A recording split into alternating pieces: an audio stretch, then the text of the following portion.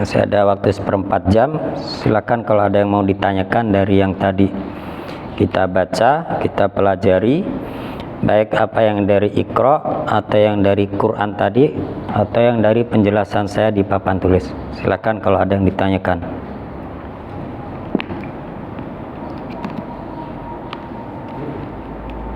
Tiga, dua, satu. Baik, saya lanjutkan. Takutnya tadi kepikiran antum mau nanya keburu hilang. Jadi saya kasih kesempatan dulu. Baik. Yang pertama di ayat 33. Surat yang pertama tadi surat Luqman. Ayat 33 baris ke-6 dari bawah. Ke-6 dari bawah. Bagian kiri. Wakhshaw yawman la yajzi. Nah, tadi membacanya gimana tadi? Yajzi. Nah, mungkin kalau jim beriringan dengan zai, terkadang memang kalau tidak diperhatikan atau tidak terbiasa membacanya susah mengkolkolahkan jimnya ini. Jadi sempurnakan dulu huruf jimnya, yaitu mempunyai sifat kolkolah. La yajzi, yajzi bukan yazzi.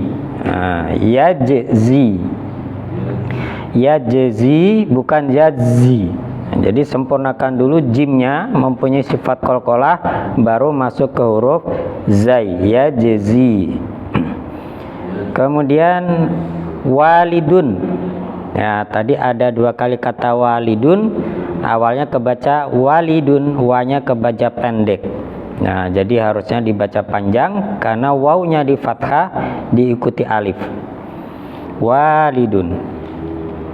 Kemudian masih di ayat yang sama, pas di bawahnya yajzi. Ada lafaz apa? Inna wa'dallahi. Wa'dallahi. Nah, lafaz Allah.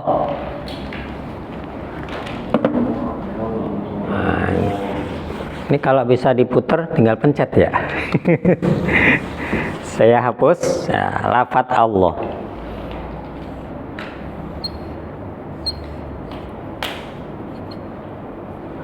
Ini biasanya disebut dengan lafaz jalalah. Jalal itu artinya keagungan. Agung atau mulia. Mulia. Disebut lafaz jalalah. Lafaz Allah terkait dengan lamnya. Terkait dengan lamnya.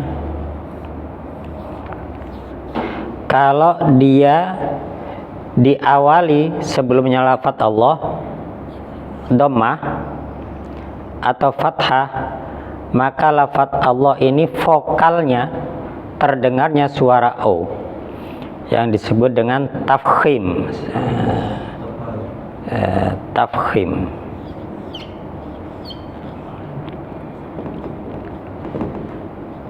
Tafkhim. Misalnya kebetulan di sini wa'da. Contohnya wa'dallahi.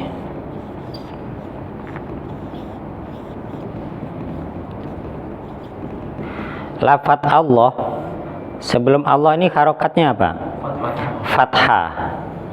Maka membacanya wa'dallahi, bukan wa'dallah. Wa'dallah. Itu kalau vokal latinnya memang nulisnya A, tapi membacanya harus terbaca O. Nah, jadi kalau di buku-buku yang resmi itu tidak ada tulisan lafaz Allah, itu nggak ada, semuanya A, tapi membacanya Allah. Nah, gitu. Atau sebelum lafaz Allah harokatnya dhammah, misalnya Rasulu.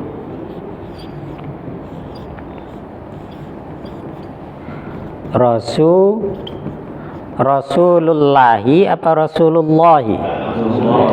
Rasulullahi. Allah dibaca tebal karena sebelumnya dhammah. Atau lafaz Allah itu menjadi awal kalimat, awal kata, awal bacaan.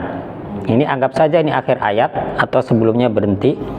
Nah, menjadi awalnya di lafaz alifnya.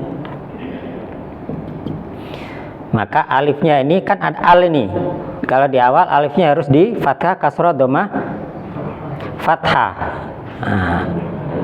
Nah, tinggal depannya ini karena dia menjadi awal, tidak ada huruf sebelumnya karena sebelumnya berhenti, maka kondisi seperti ini Allahnya dibaca tebal. Kalau kita baca ayat kursi gimana? Allahu la ilaha illa huwal hayyul qayyum. Allah, bukan Allah, karena dia di awal, tidak ada huruf yang mendahului. Nah, kemudian mana tadi? Nah, ini yang dibaca tebal. Yang kedua, ini di mana nih posisinya nih? Sebelum lafaz Allah, ya, sebelum lafaz Allah berharokat kasroh, maka lafaz Allah, nah ini menyamainya ke sini nih. Nah, biar ada padanannya.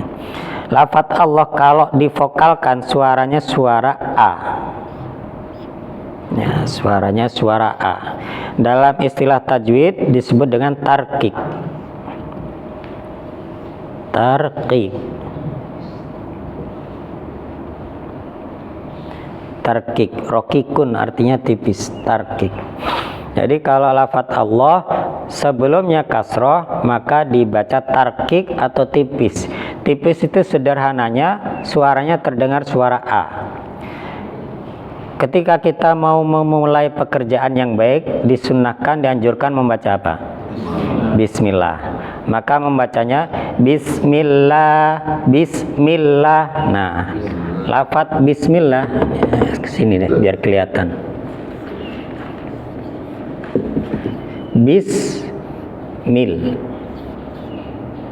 Bismillahi. Nah, lafaz Allah dalam kalimat Bismillah sebelumnya adalah kasroh. Maka kalau sebelum lafaz Allah kasroh dibaca tipis, vokalnya A. Bismillahi, bukan Bismillahi. Bismillahirrahmanirrahim. Dalam Bismillah lafaz Allah dibaca lah, bukan Bismillah. Kenapa? Karena sebelumnya ada mim, mimnya di kasroh. Ya, mimnya di kasroh ya. Jadi Bismillah. Nah, jadi ini hukum lafaz Allah. Kemudian surat As-Sajdah. Kita lanjut evaluasinya, masih sedikit. Surat As-Sajdah ayat 9 ya, ayat 9 ya. Baris keempat dari bawah. Mirruhihi wa ja'ala lakumus sam'a wal absara wal afidah. Tadi saya mendengarnya wa ja'ala lakumus sam'a, ada suara A, ada tambahan suara. Nah, ini mimnya hukumnya idhar. Idhar jelas. Sam'a, begitu mingkem dilanjutkan ke huruf ain. Sam'a.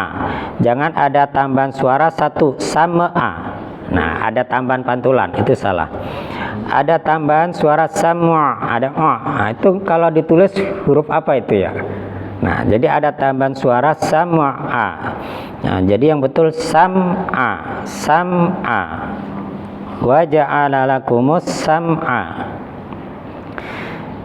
Baik, jadi wa ja'ala lakumus sam'a, bukan sam'a, bukan sam'a, bukan sam'a. Jadi sam'a. Terus satu lagi, ayat ke-15. Ayat 15 di pertengahan ayat, innama yu'minu bi ayatina alladzina idza dzukkiru biha kharru sujjada. Tadi berhenti di lafaz sujjada. karena belum tempat pemberhentian, maka harus diulang dari sebelumnya. Nah, di sini tadi awalnya mau memulai dari idza dzukiru. Nah, karena sebelum idza ada alladzina, maka dimulainya dari alladzina. Kenapa? Karena alladzina itu artinya apa? Alladzina, yang atau orang-orang yang. Artinya dia sangat menyambungkan dengan sesudahnya. Alladzina, orang-orang yang idza dzukiru, jika diberikan peringatan, dizikirkan, diberikan peringatan. Jadi kalau mau memulai dari idza, maka alladzina harus ngikut. Alladzina idza dzukiru. Kalau dianggap kejauhan, maka dimulainya bisa langsung kharru. Nah, tadi kan idza dzukiru biha kharru sujada. Nah, bisa langsung dari kharru sujada. Kharru, mereka tersungkur, mereka tunduk sujada untuk bersujud. Nah, jadi poinnya kalau ada alladzi, ya, sebisa mungkin tidak berhenti pada alladzi, tapi berhenti sebelum alladzina, bi ayatina atau bi ayatina alladzina idza dzukiru bisa. Kalau memulai, jangan memulai dari sesudah alladzina. Jadi tidak memulai dari idza dzukiru, tapi dimulai dari alladzina idza dzukiru. Baik. Ada lagi yang ditanyakan? Ya. Ayat ke-15 as-sajdah itu kan ada simbol sujud Iya. ya. Itu disunahkan ada yang selain sujud, ada yang melafazkan subhanallah walhamdulillah itu. Iya. Itu sebenarnya saya kalau untuk selain sujud, saya penjelasan secara tertulisnya belum tahu. Belum tahu. Hanya sementara yang saya tahu, kalau ada ayat ini, kalau di luar kondisi kita sedang belajar, disunahkan untuk sujud tilawah. Kalau lagi sholat, pas membaca ayat ini, disunahkan sujud tilawah.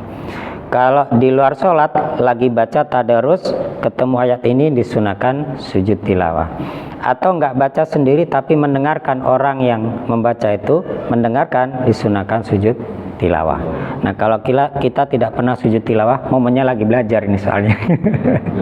Gitu. Jadi ini tanda bahwa ini salah satu ayat as-sajdah, di mana ayat ini disunahkan untuk sujud. Nama sujudnya sujud tilawah. Biasanya di akhir-akhir Quran ini disebutkan mana saja ayat-ayat as-sajdah. Oh, nggak ada kalau di sini. Ya. Jadi sujudnya itu setelah selesai ayatnya atau pas sujadanya sujud? Selesai ayat. Makanya jadi jangan terpaku dengan redaksi sujud. Nah, makanya tanda sujudnya setelah yastakbirun, biar sujud setelah tuntas satu ayat itu. Melakukan sujud ketika dalam membaca. Ya, ini ya. Dengan ayat-ayat sajdah. Sujud dilakukan setelah selesai membaca ayat sajdah tersebut. Nah, setelah membaca ayat sajdah. Tapi ayat-ayat sajdahnya, ini cuma disebutkan nama surat dan ayatnya saja ya. Ya, jadi seperti itu. Jadi selesai akhir ayat baru sujud. Jadi bukan pas di redaksi kalimat sujada, sujudan, sajidun, tidak di situ, tapi di akhir ayat. Ya, makanya kita dibantu, dikasih tanda tanda ini ya, sajadah atau tanda ini menara ya, tanda menara. Ada yang tandanya ditaruh di tengah-tengah ayat seperti ini, ada yang ditaruh di pinggirannya. Nah, itu hanya penanda saja. Baik, ada lagi, satu lagi mungkin kalau masih ada.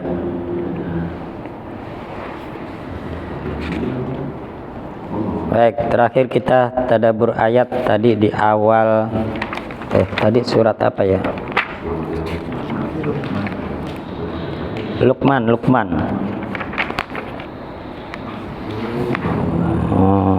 Surat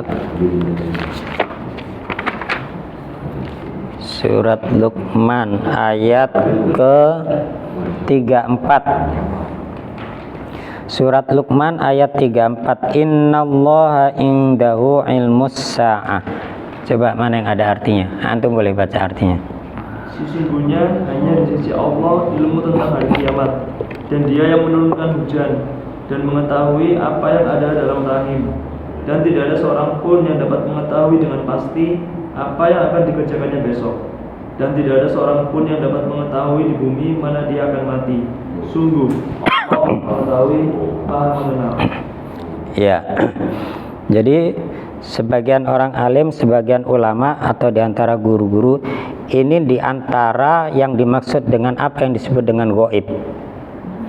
Normalnya orang kayak kita pada umumnya itu tidak tahu yang namanya gaib, yang namanya. Kalau orang bisa tahu, bisa melihat apa yang gaib, itu berarti ada tanda tanya. Kenapa orang tersebut bisa tahu apa yang akan terjadi, bisa tahu apa yang tidak di depan matanya, bisa tahu nih di belakang masjid ini ada apa. Nah, normalnya orang kayak kita nggak tahu, gitu. Nah, ini diantara ciri-ciri yang gaib itu. Innallaha indahu ilmus sa'ah. Sesungguhnya Allah lah yang mengetahui kapan datangnya hari kiamat. Nah, jadi kita tuh nggak ada yang tahu kapan pastinya kiamat itu tahun berapa, bulan apa, tanggal berapa, nggak ada yang tahu. Jangankan kita, Nabi Muhammad ketika ditanya kapan kiamat datang, beliau juga tidak tahu. Nah, Nabi Muhammad nggak tahu. Maka kalau dulu ada yang meramalkan kiamat itu tahun berapa? 2012. Nah, ya nggak terjadi. Hanya Allah yang tahu, nggak ada yang tahu tahun berapa gitu. Kita hanya dikasih tahu ciri-ciri, tanda-tandanya dan lain sebagainya. Nah, termasuk di antara tandanya sekarang di Arab ya, gunung-gunung sudah mulai menghijau. Ya, sudah banyak tumbuh-tumbuhan. Orang Arab sendiri juga kagum. Ada yang menambahkan keimanannya kepada Allah. Ini terbukti, ini kata-kata dalam hadis bahwa kiamat tidak akan terjadi sebelum tanah Arab itu menjadi hijau. Jadi yang dulu hanya batu-batuan, gunung batu, pasir, sekarang tumbuh sendiri aja atas izin Allah.